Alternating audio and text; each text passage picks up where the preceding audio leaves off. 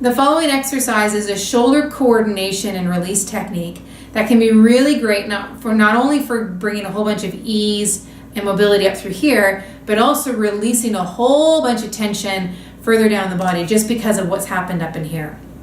It looks a lot like Gomukasana, but it isn't. So our Gomukasana, the arm comes in behind, the other arm comes on up and then bends, and then you connect the hands either together or with a strap. This looks very similar, but it's not quite it. It's a little more refined.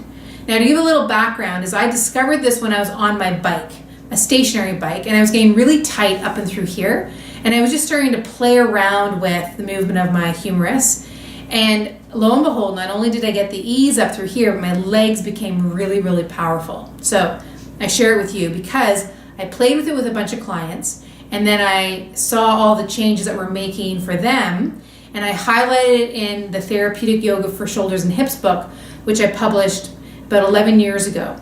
So it really has become a really great movement for people to get so much release and freedom up and through this area, and then the residual effect down below and up above is really cool too.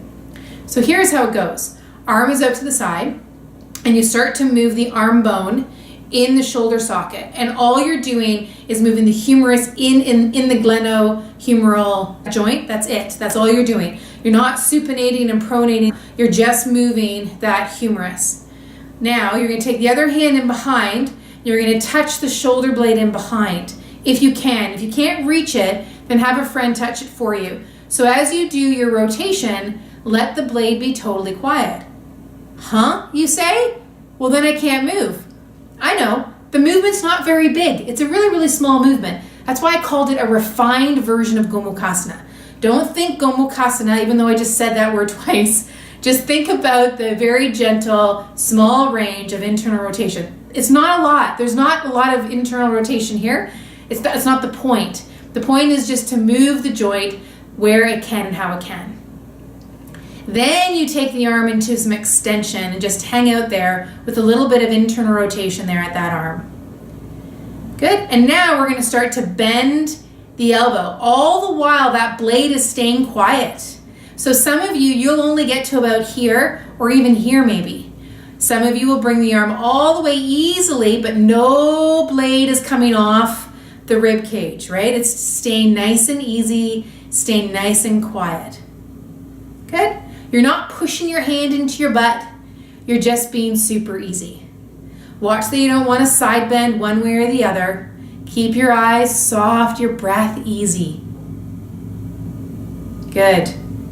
And then let that arm come out. And then notice what you feel. Then go to the other side. And again, notice what you feel. And if you really want to play with it, go into Gomukasana and see if there's any difference as you walk around. See if there's any difference as you do any movements that require arm balancing, even just standing poses through the legs. See if there's any difference in your upper body. See if there's any difference in your lower body. Just play with it. See what happens as you improve the coordination of your shoulder girdle. See what happens. Have a great time on your mat.